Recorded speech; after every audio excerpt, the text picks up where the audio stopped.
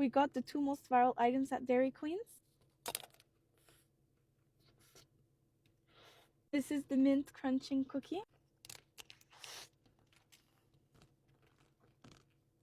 It tastes very minty. We don't like minty stuff that much, but to be honest, it doesn't taste really bad. It's way too minty for me. Next, we got the cotton candy parfait.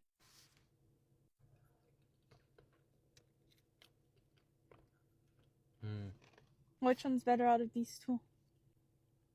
It has little sprinkles on top. Super cute. I absolutely love cotton candy, and it's giving off unicorn vibes with the purple and pink.